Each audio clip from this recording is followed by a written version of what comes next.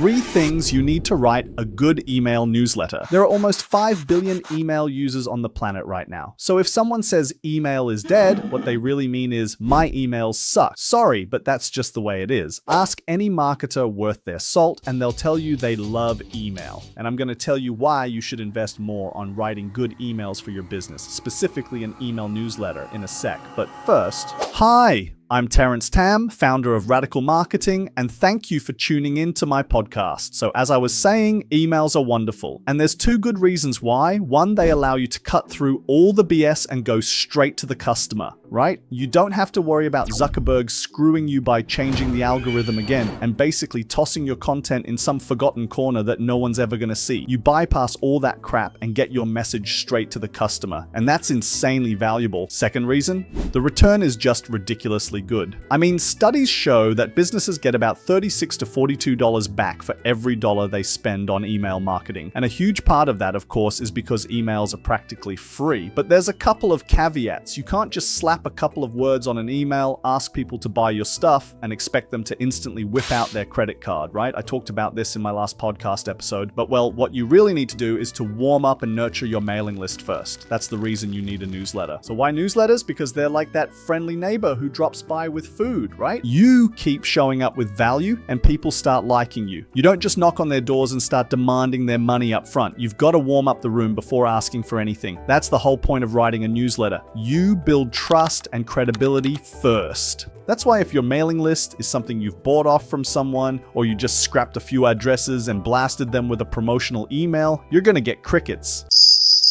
A regular newsletter keeps your name in their inbox without being creepy. So now that we have that out of the way, let's talk about how to write a good newsletter. Number 1 is consistency. A lot of people ask, how often should you write a newsletter? The experts are kind of divided on this because you have people who do it every couple of days, and you have people who do it every day, and there are even people who do it every few hours. Personally, I think that's too much because I don't really have the time to write that many emails, and also I don't want to just spam and annoy my audience, right? So weekly newsletters are the sweet spot. Just make sure to be consistent about it, right? Why do you need to be consistent? Well, it's essentially like maintaining a relationship with someone. The more you check in on them and regularly start conversations, the better your relationship will be. Anytime you start ignoring them instead, it can be a bit jarring to suddenly barge into their life again with a message out of nowhere. Especially if that message starts with, "Hey, I know it's been a while, but can you buy my stuff really quick?"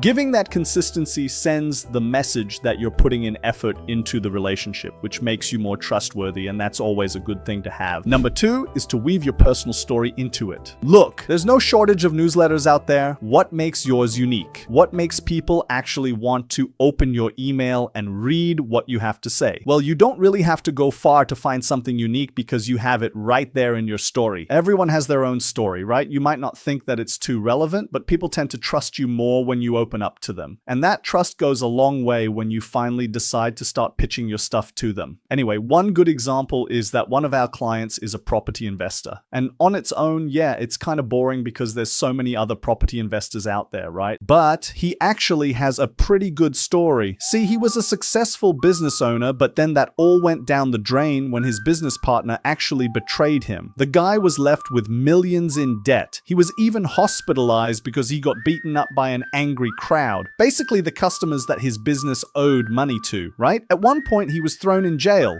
So life got pretty crazy for him. At some point, he couldn't take the constant harassment from the debt collectors, and he talks about this story where he's standing at the edge of a bridge, just wanting to end it all. Then he heard a voice telling him to give it another shot. If not for himself, then for his wife and newborn child. From there, he basically picked himself back up, found a mentor who taught him about property investing, and now he's made his millions back and then some. He's basically richer now than he ever was. Now, when you weave that story into your emails, you go from just being that guy who's kind of good at property investing to that guy who fell into the lowest of lows, clawed himself back up to success, and did it all while being millions in debt. That kind of story is incredible, it's relatable, and it makes you feel like a human being who goes through ups and downs, the same as everyone else. So don't just write a cookie-cutter email, try to put your own personality and story into them. Speak your mind and speak your history. Number 3 is, in my opinion, opinion, probably the most important, and that's to give value. Look, I can be as consistent as hell and give you all kinds of interesting stories, but if that's all I did, all I would be doing is talk about myself without taking my reader into consideration. The most important thing your reader wants from you is value. Before writing any email, especially if it's a newsletter, stop and think. What kind of value will this give to my reader? How will this benefit them? How will it enrich their lives? It doesn't have to be super profound. It can just be 1 or 2 quick tips, like a really good recipe for brownies that your grandmother used to make, or maybe an interesting way to look at stocks if you're an investor, or maybe it's a quick technique to ground yourself and calm down if you're stressed out about politics or whatever it is, right? As long as they are useful or helpful in some way to your reader, then that's great, because at the end of the day, they're getting this for free, right? And if you're consistently giving value for free while making your emails interesting by blending your personal story and personality into them, then you'll create trust, credibility, and familiarity much faster. Now, those 3 things are,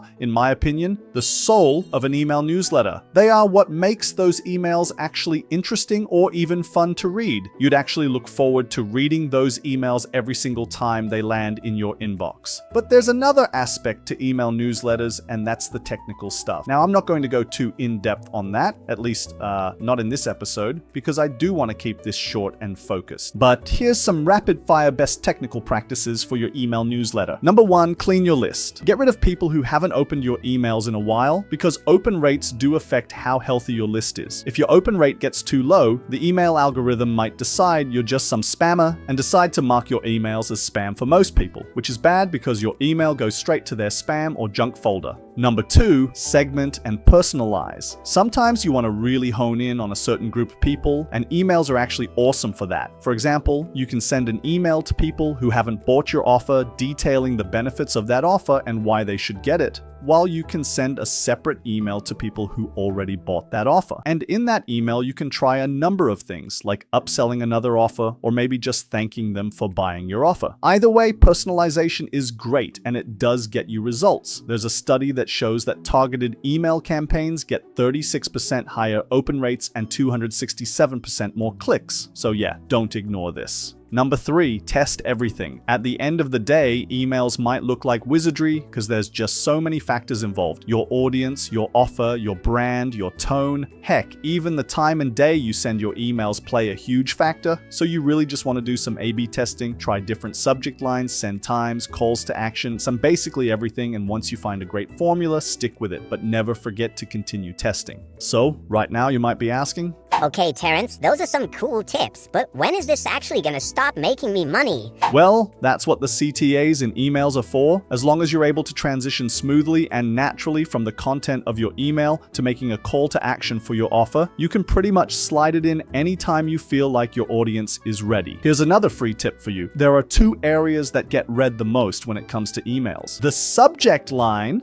and the PS section. Why? Because once people open an email, one of the first things they do is scroll right down to see how long the email's going to be. And their eyes are naturally going to be drawn to the very bottom, which is where the PS is. That's why the PS section is such a good place to put in a great CTA. Alright, that's all the time I have for this video. So, if you've been sleeping on newsletters, maybe it's time to wake up. Start sending value-packed emails to your list, tell your story, segment like crazy, and watch as your cold leads start to warm up. And if all of this sounds overwhelming, hit me up. My team writes and breathes newsletters for a living, and we'd love to help you turn your list into a money printer. Alright, that's it for today. If you found this useful, share it with someone, especially if that person keeps saying email is dead. Until next time, this is Terrence signing off. See you in the next episode.